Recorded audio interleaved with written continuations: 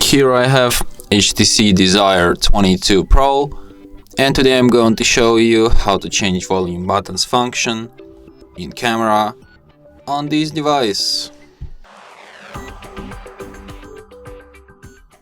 So to do this, firstly you have to open camera, then tap on the gear icon here, go to its settings, and then go to the volume key functions.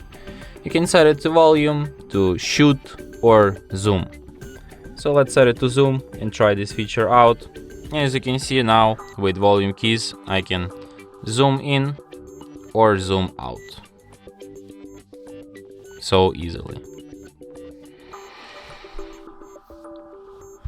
And that's it. Thanks for watching.